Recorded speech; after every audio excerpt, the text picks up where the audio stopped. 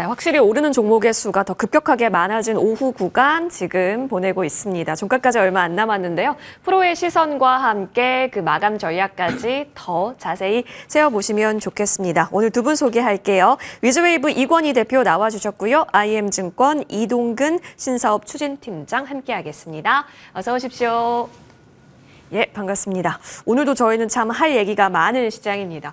여기 들어오기 전에 지금 시장의 태양이 무엇이냐. 그동안은 반도체였는데 지금은 2차 전지인 건가? 아닌가? 바이오인 건가? 그러면 한 번에 두 개 태양이 뜰 수 있을까? 세 개 태양까지도 가능한 걸까? 이 얘기를 하다가 이제 프로의 시선이 이제 스튜디오에 들어왔는데 여러분 어떻게 생각하시나요? 오늘 좀 조목조목 점검의 시간 가져보겠습니다. 먼저 기관 순매수 탑 10을 보니까요. LG 에너지솔루션 2차 전지, 그리고 SK하이닉스, 삼성전자, 반도체 이렇게 지금 앞단에 1, 2, 3위에 자리를 하고 있습니다. 근데 나머지는 다 2차 전지예요. 이게 참 신기하죠. 2차 전지 사이에 지금 그래도 상위권에 이름을 올리고 있는 우리 두 IT 투톱.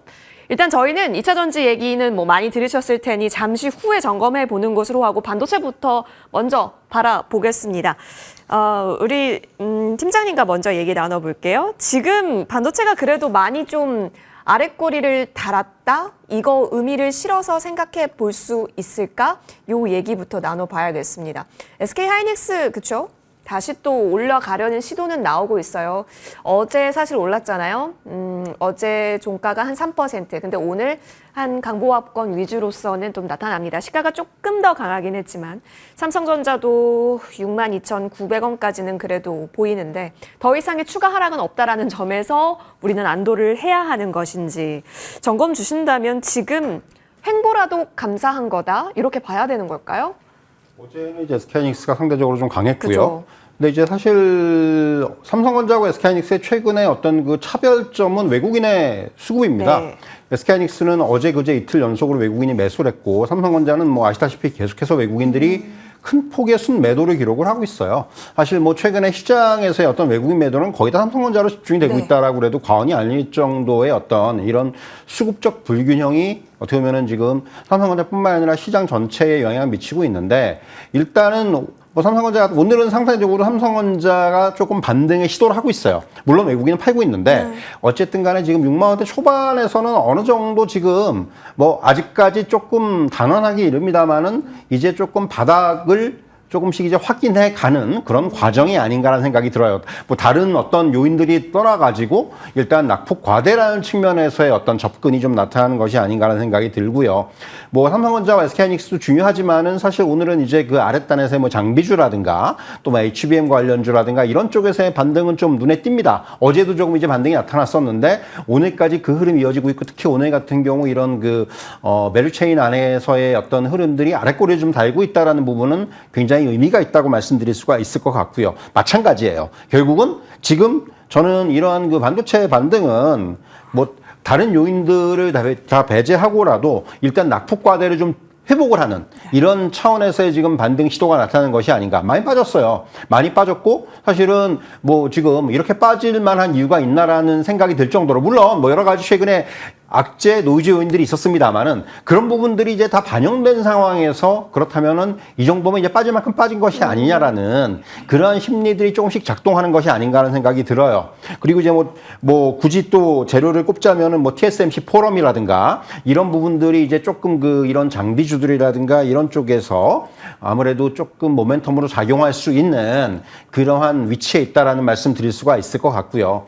물론 아직까지 본격 반등 시그널을 얘기하기에는 전 좀 확인할 필요가 많다고 생각을 해요. 당장 눈앞에 다가온 것이 마이크론의 실적 발표입니다. 네. 사실 지금 그것 때문에 조금 이제 주저주저 하시는 분들도 많고 사실 마이크론 같은 경우도 이번에 실적에 대해서 지금 일단 시장의 전망은 별로 이렇게 뭐 재미가 없을 것이다라는 또 얘기들이 많이 나오고 있기 때문에 근데 어떻게 보면은 우리나라 증시에서의 반도체 관련주들은 그런 부분까지도 미리 반영이 돼 있다라는 그런 말씀도 드릴 수 있을 것 같아요. 그만큼 어느 정도 많이 빠져 있는 상황이기 때문에 오늘의 반등은 역설적으로 봤을 때 그러한 어떤 선제적인 조정에 따른 저는 오늘의 반등이 좀 나타나는 것이 아닌가 이렇게 좀 말씀드릴 수가 있을 것 같습니다.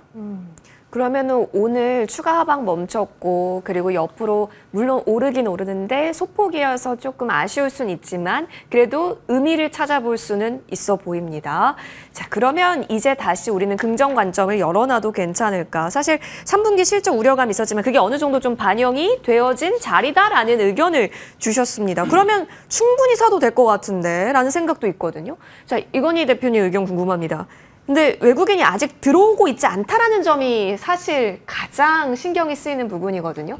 그럼 삼성전자를 매수하는 타이밍에 있어서 고려하시는 분들은 외국인 살 때 그냥 같이 들어갈 때까지 기다리는 게 나을까요? 마이크론 실적 기다리는 게 나을까요? 뭐 어떤 걸 지표로 삼아봐야 할까요?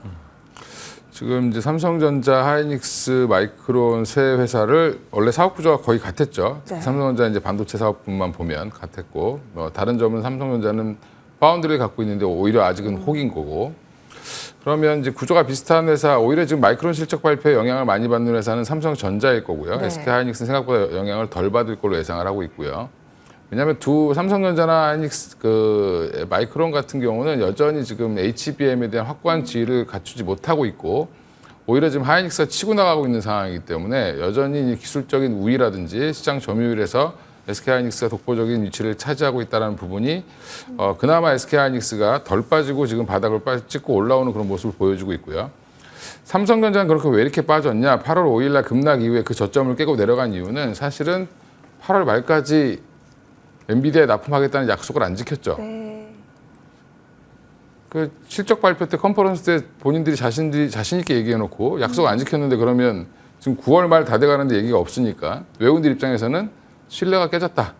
그러면 추가 하락이 나오는 게 당연한 거라고 보시면 될 것 같고요.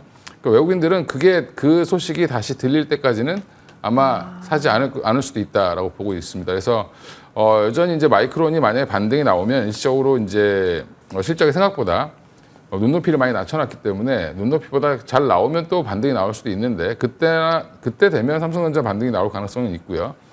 여전히 지금 그러니까 하이닉스와 삼성전자를 같이 묶어서 보시면 안 되고 지금은 삼성전자와 하이닉스를 좀 분리해놓고 보셔야 된다. 그래서 삼성전자는 지금은 뭐 추가 매수하는 타이밍도 아니고 그 다음에 지금 적극적으로 지금 신규로 진입하는 것도 좀 부담스러운 자리인 것 같습니다. 그래서 그 자리라는 보다는 가격은 많이 빠져 있다는 건 알겠지만 심리가 여전히 믿음을 못 주고 있다는 부분에서는 좀 더 기다려 보셔야 될 것 같고요. SK 하이닉스는 오히려 지금 자리는 사보셔도 괜찮다라고 거꾸로 말씀드리겠습니다. 그래서 지금 자리에서는 충분히 사보셔도 되고 삼성전자와 싸잡아서 SK 하이닉스를 지금 같이 매도하라고 얘기하는 거는 모건스탠리 입장은 되게 잘못됐다라는 거를 반박한 게 지금 노무라랑 골드만삭스죠. 그쪽에서는 지금 SK 하이닉스는 괜찮다라고 네. 얘기했습니다. 목표가를 하향하긴 했지만 일부 여전히 20만 원대 이상의 목표가를 제시하고 있고요. 그 이유는 결국은 HBM의 독점적인 경쟁력 이것 때문에 그렇다고 보시면 되고요. 그러면 이게 지금 자리는 SK하이닉스와 삼성전자를 좀 분리해서 보실 필요 있는 시기라고 보고 있고 그러면 당연히 따라다니는 이제 종목들 오늘 뭐 곽동신 회장이 네. 한미반도체는 뭐 자사주 매입을 더 하겠다. 본인 돈 20억을 더 샀다. 더 살 거다라고 얘기를 발표했는데 그만큼 결국에 이제 한미반도체의 투자 포인트는 그냥 SK하이닉스 따라다니는 겁니다. SK하이닉스가 플러스로 전환되니까 오히려 좋아지는 모습을 보여줬고요. 이스페타시스라든지 이런 종목은 오히려 왜 반도체 빠질 때 같이 빠졌는지 사실 이해가 안 되는. 맞아요. 예, 반도체랑은 사실은 뭐 직접적인 관련도 없고 엔비디아에 직납하고 있고 구글에 직납하는 마이크로소프트에 직납하는 회사인데 같이 덩달아 빠졌다라고 네. 보시면 그래서 이스페타시스가 생각보다 먼저 반등이 좀 빨리 나왔던 이유가 거기에 있다라고 보시면 될 것 같습니다. 그래서 지금은 하이닉스향 관련된 종목들 중심으로 대응을 하시는 게 사실은 조금 더 안정적일 걸로 보고요. 저는 마이크론 실적 발표 이후에 만약에 하이닉스가 추가 하락이 나온다, 16만 원 밑을 깬다라고 하면 그때 오히려 추가 매수 관점으로 보셔야 된다. 그리고 마이크론이 실적 발표 그 숫자보다 더 중요한 거는 HBM 얼마나 매출을 올렸냐. 지난번에 1억 달러였는데 1,400억 정도도 안 되는 돈을 매출을 올렸죠. 근데 거기에서 얼만큼 발전을 했나라고 보는 게 더 중요할 것 같고요. 거기에서 생각보다 매출이 안 나왔다라고 하면 SK하이닉스 더 갈 수 있습니다. 마이크론이 그만큼 쫓아오는 속도가 늦다라고 보기 때문에 그럼 삼성전자도 못 오고 SK하이닉스 독주가 당분간은 이어질 가능성이 있다라고 또 해석할 수도 있다. 이렇게 말씀드리겠습니다. 네, 마이크론 실적에서 우리가 염두에 둬야 할 부분들 언급 주셨습니다. 1억 달러 그 이상을 과연 만들어낼 것인가. 근데 그 괴리가 SK하이닉스와 여전히 크다면 SK하이닉스의 독주의 움직임이 다시 확인되는 부분이기 때문에 오히려 또 매수의 기회가 될 수 있다. 그러니까 더 갈 수 있는 상승의 기회가 될 수 있다. 얘기해 주셨고 삼성과는 확실히 분리시켜서 지금은 SK하이닉스 위주로 볼 수밖에 없다라는 점 확인되고 있습니다. 알겠습니다. 그럼 반도체 좀 전반적으로 정리해 주셨는데요. 우리 팀장님께도 의견 궁금합니다. 아까 소부장 얘기도 해주셨는데 사실 한미반도체 입장에서 그래도 나름대로 노력을 한 거라고는 보여지거든요. 그리고 지금 주가에 있어서도 그동안 밀린 거에 있어서 그렇다면 매수까지 우리도 염두에 둘 수 있는 것인가 이 부분 얘기 나눠보고 싶고요. 사실 지금 이런 뭐 소부장 관련주들에 대해서 뭐 저는 아직까지는 앞에도 말씀드렸지만은 좀 이 낙폭과대를 회복을 하는 정도의 지금은 국면이라는 말씀 드릴 수가 있을 것 같아요. 결국은 어떻게 보면 시장의 중심 자체가 조금 이제 반도체라든가 이런 쪽에서 다른 쪽으로 지금 옮겨졌지 않습니까? 어느 정도. 뭐 이게 바이오로도 갔었고, 뭐 최근 H&G로 좀 부각이 되고 있고 이런 흐름이기 때문에 결국 다음 사이클까지 좀 시간이 걸릴 수가 있다라는 거죠. 그렇기 때문에 일단은 지금은 이렇게 이제 좀 워낙 단기적으로 많이 빠진 데 대한 이런 부분을 좀 메우는 그런 반등의 형태가 나타나지 않겠는가라는 말씀 드릴 수가 있을 것 같고요. 지금 차트 나오고 있습니다만 한미반도체 같은 경우도 10만 원 밑에까지 빠졌단 말이죠. 네. 그러면 이제 그 정도에서는 사실은 이제는 가격 부담이 좀 덜해진 거예요. 사실 그런 차원에서 접근할 필요가 있을 것으로 보여지고요. 지금 많은 종목들의 차트하고 거의 비슷합니다. 그렇기 때문에 지금은 그런 차원에서의 어떤 이런 그 낙폭을 좀 메우는 반등 이런 시도들이 당분간은 좀 나타나지 않겠는가. 다만 당분간이라고 하더라도 이 시세 연속성이 나타날지에 대해서는 좀 더 확인이 필요해요. 왜냐하면은 수급 자체가 지금 한쪽으로 절대로 집중되지가 않습니다. 계속해서 지금 수급이 돌아다니고 있죠. 그러니까 그 수급이 지금 여러 군데를 동시에 갈 만한 지금 유동성이 없어요, 시장에. 아시겠지만은 지금 거래 자체가 상당 부분 아직까지는 회복이 안 되고 있는 상황입니다. 오늘도 지금 뭐 양시장 합쳐가지고 지금 14조 내외 지금까지 뭐 이 정도의 거래가 나타나고 있는데 이런 부분들이 어느 정도 이제 회복되는 모습이 나오기 전까지는 뭐 양시장 합쳐 적어도 20조 이상의 거래 이런 부분들이 나오기 전까지는 저는 조금은 시장이 이제 이런 그 어떤 한쪽으로의 어떤 연속성보다는 계속해서 좀 이제 어떤 순환하는 이런 형태의 어떤 흐름들이 좀 이어지지 않겠는가 이렇게 말씀드릴 수가 있을 것 같아요. 알겠습니다. 지금 소부장은 어떻게 보면 와 다시 제대로 간다의 개념보다는 회복의 느낌으로서 지금 바라보고 그 이후에 추가 연속성을 논해야 하는 것으로 확인이 되고 있습니다. 일단 잘 회복하는지 거기서 이제 건강도 체크를 해보면 좋겠네요. 알겠습니다. 그럼 오늘 어디 쪽으로 자금이 들어가고 있는가? 뭐 여기 보시다시피 외국인 순매수를 살펴봐도요. 에코프로, 엔캠, 포스코 홀딩스, 뭐 이노베이션, 에코프로 BM까지 흐름 나와요. 그러니까 2차 전지는 대체 뭘까요? 기관도 다시 보면 2, 3위 빼고 거의 다 2차 전지라는 거죠. 자, 이건희 대표님. 이제는 시장의 방향이 2차 전지를 올릴 거다로 이제는 읽어야 하는 걸까요? 전반적인 여의도 분위기도 많이 변화가 되고 있습니다. 뭐 오늘 일부에서 LG에너지솔루션 IR 할 때 그쪽으로 사람이 다 몰렸다 뭐 이런 얘기도 있는데 관심이 있죠. 예. 왜냐하면 바닥에서 올라오는데 외국인들이 왜 샀는지 모르겠고 지금 일부 애널리스트들은 LG에너지솔루션 지금 40만 원대 초반 가격은 내년 30% 성장을 이미 반영한 거다. 내년 30%? 네, 내년 30%, 내후년 30% 성장할 거를 반영한 거다라고 보고 있는 상황이고요. 그러면 내후년에도 30% 이상 상승할 수 있느냐, 성장할 수 있느냐라는 걸 보면 그러면 이제 주가는 더 갈 수 있는 거고 그렇게 보지 않는다라고 하면 주가는 밀리겠죠. 그러니까 여전히 LG에너지솔루션은 지금 고비는 42만 원인 것 같고요. 거기를 돌파하게 되면 뭐 조금 더 추가 상승은 나올 수 있는데 아직은 지금 펀더멘탈 계산은 아닙니다. 네. 그냥 투자 심리의 개선 정도로 보시면 되고요. 하반기, 그러니까 내년에는 좋아질 거라는 기대감이 지금 다시 한번 불을 붙이고 있는 정도인데 유럽 시장에서 생각보다 중국의 침투율이 지금 낮아지고 있고요. 지금 유럽에서 지금 중국의 그 관세를 부과하기 시작했는데 미국은 100%, 캐나다 100% 부과했는데 유럽은 지금 37.5%로 올렸습니다. 올리면서 지금 2달 됐는데 2달 사이에 중국차의 차량 판매 증가율이 30%대에서 10%대로 줄어들었거든요. 그래도 여전히 더 팔리고 있습니다.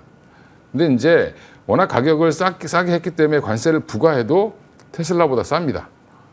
예, 근데 지금 유럽 내에 또 어떤 기조가 있냐면 생각보다 중국산에 대한 거부감이 좀 많이 있어서 생각보다 브랜드 파워가 약하기 때문에 좀 덜 팔리는 경향이 있다. 살 사람들은 거의 다 산 게 아니냐라는 그런 얘기도 나오고 있고요. 거기에 이제 독일이 보조금을 다시 한번 지급하겠다라고 지금 얘기를 이제 검토하겠다라고 얘기하면서 불을 좀 지폈는데 또 최근에 한병화 애널리스트도 긍정적으로 얘기를 했죠.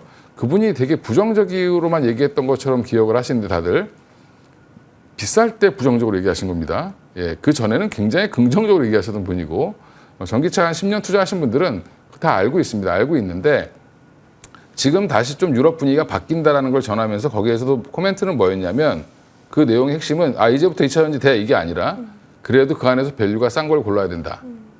그러니까 여전히 지금 바닥권에 있어도 비싼 종목들이 많다라는 거죠. 예, 그거 지금 좀 가리실 필요 있을 것 같고 지금 분위기가 좀 돌아서는 것 같지만 또 위험은 뭐가 있냐면 유럽이 2030년 이후에 내연기관차를 더 전면 판매를 금지하겠다라는 거를 후퇴할 수도 있습니다. 지금 유럽 업체들이 자동차 업체들이 너무 힘들어하기 때문에 그러면 이거를 2035년, 2040년으로 밀어버리면 또 우리 입장에서는 악재인 거죠. 2차 전지 입장에서는. 그리고 또 하나는 미국도 지금 그러고 있거든요. 미국의 자동차 회사들이 다 좀 절고 있습니다. 포드도 잘 못하고 있고 스텔란티스도 잘 못하고 있고 GM이 좀 그나마 전기차를 잘하고 있는 편인데 이런 부분들을 보면 내부의 자기들의 기업을 죽이면서까지 전기차를 확대 보급하려고 하진 않을 겁니다. 그러면 정치권에서 당연히 한번 이 논의가 다시 나올 수 있고요. 그게 이제 지금 이제 밑바닥에서 얘기가 나오고 있는데 그게 부각이 되면 정치권 이슈로 진짜로 부각이 되면 또 한번 충격은 있을 수 있기 때문에 그리고 트럼프가 지금은 안 될 것처럼 당연히 알고 계시지만 또 이건 어떻게 될지 모릅니다. 까보면.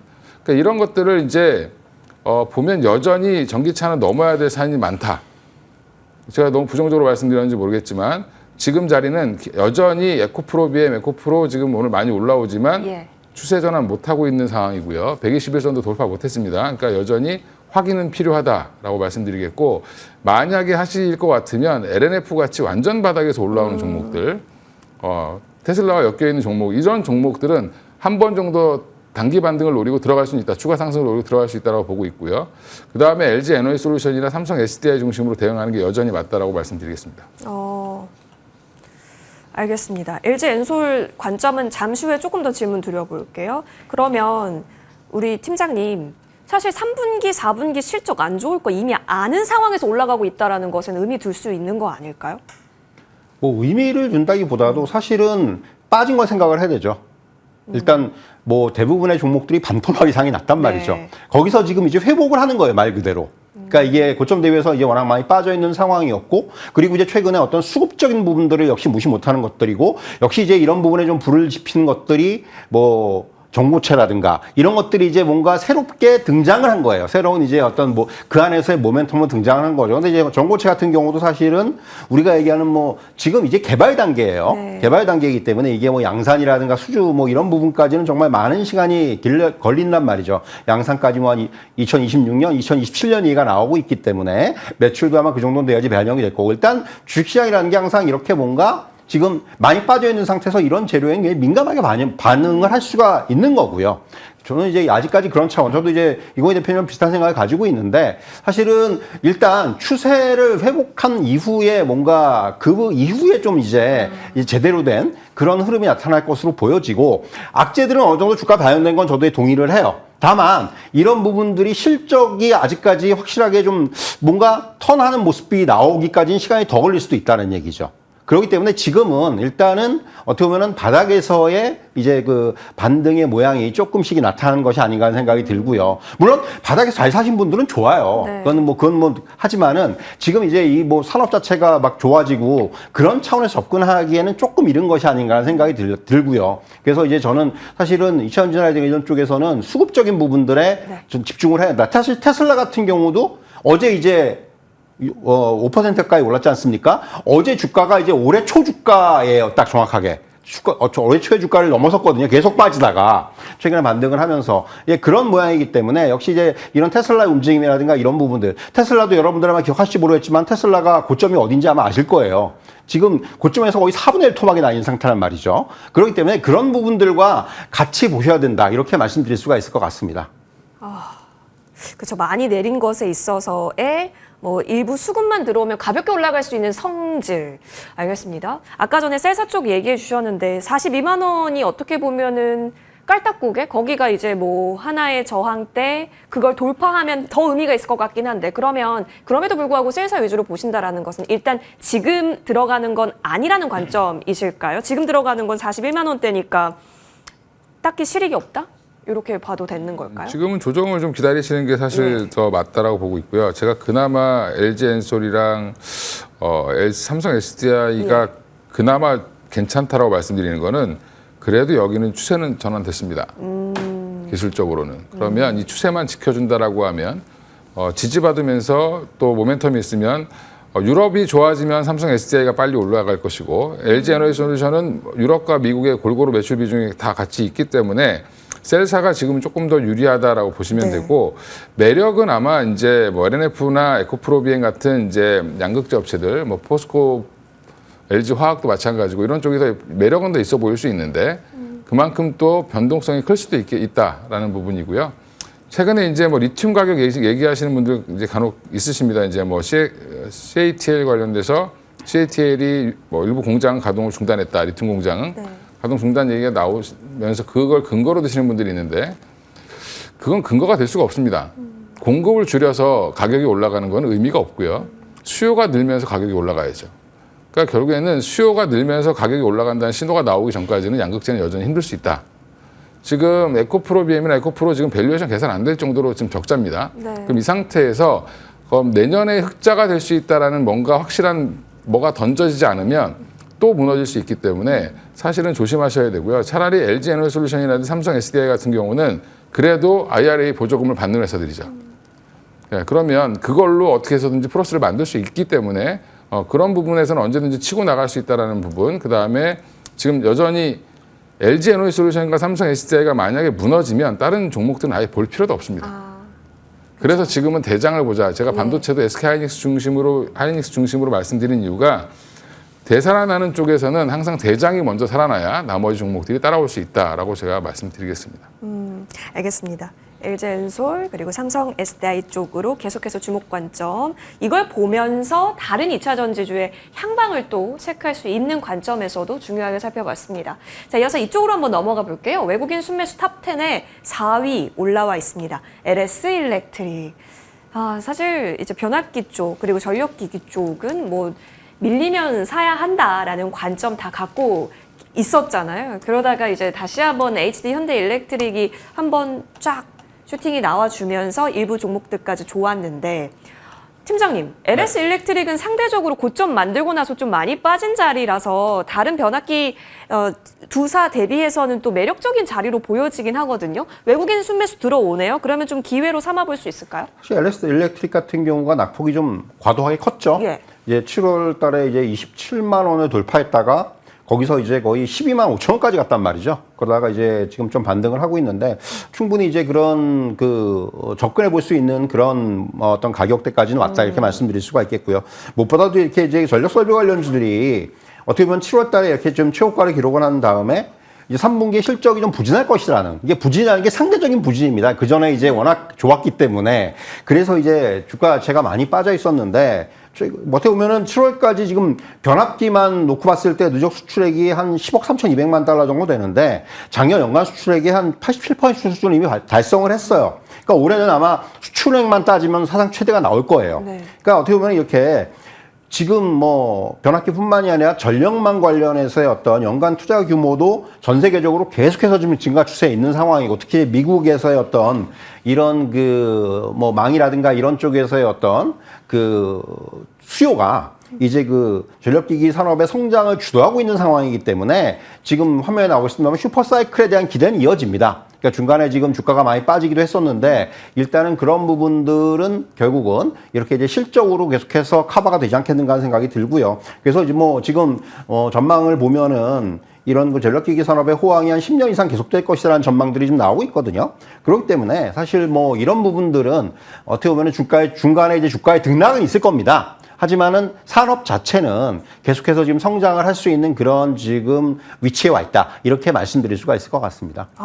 알겠습니다. 전력기기야 뭐 계속해서 숫자가 증명하고 있다면야 오히려 주가가 낮을 때 노려보는 전략도 일부 유효해 보입니다.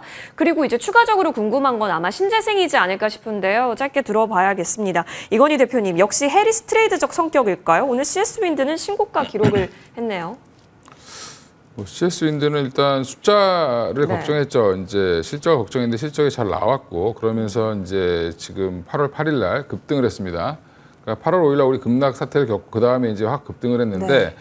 그러고 나서 지금 이제 다시 한번 조정받고 올라오는데 조정받았을 때는 트럼프 지지율 나오고 뭐 항상 뭐 이랬을 때였고요. 다시 이제 올라가죠. 네. 최근에 뭐 트럼프가 당선될 거라고 얘기하는 사람이 거의 없습니다, 주변에. 예. 언론에서 발언들을 좀 개발언을 잘못해가지고 그래서 지금 되고 있는데 사실은 근데 그것도 뭐 뚜껑을 열어봐야 알기 때문에 아까도 말씀드린 것처럼 지금은 올라가는데 올라가는 이유는 미 대선에서 해리스 트레이드 영향도 있겠지만 사실은 CS 윈드는 일단 실적이 개선되고 있다는 기대감이 있고요. 또 하나가 미국에서 지금 금리가 인하된다라 기준금리를 4년 만에 내렸는데 내렸다라는 것 자체가 앞으로 프로젝트가 진행되는데 부담을 덜었다. 그럼 앞으로 시장 금리는 더 떨어질 거고요. 이미 반영을 하고 있죠. 그러면 중단됐던 해상 프로젝트 관련됐던 것들이 지금 다시 또 네. 재개될 가능성이 높겠죠. 특히 미국 동부해안이라든지 서부해안, 그 외에 뭐 베트남, 뭐 지금 여러 군데에서 지금 진행을 하고 있는데 그쪽에서 지금 매출이 더 증가할 거라는 그런 기대감이 붙고 있다는 부분, 그다음에 원자재 가격도 좀 안정화됐고요. 이런 부분들을 보면 CS 윈드는 나쁠 건 없습니다. 근데 지금 걸리는 게 지금 미 대선 정도라고 보시면 될 것 같고, 그럼 태양광이 좋냐, 또 이제 풍력이 좋냐 이렇게 물어보시는 분들이 있는데 답을 드리면 풍력이 훨씬 더 좋을 겁니다. 왜요? 태양광은 지금 아직 중국산 재고를 소진하는데 좀 시간이 걸리고요. 그래서 기대감 내년에 좋아지긴 하겠지만 아직은 숫자로 보이지 않기 때문에 네. 불안하니까 지금은 반등의 영역으로 보시면 되고 태양광은 아마 중국산 재고가 거의 소진되고 나면 그 다음부터 조금 재기를 노려야 된다. 그래서 내년을 보고 좀 대응하셔야 될 것 같습니다. 연말 정도에 보시는 게 맞을 것 같습니다. 금리 방향으로 보면 오케이인데 대선 불확실성은 우려 요인이 될 수도 있겠습니다. 잘 판단해 보시면 좋겠네요. 시기에 있어서 두 분의 프로와 함께했고요. 여기서 마무리하겠습니다. 나와주셔서 고맙습니다.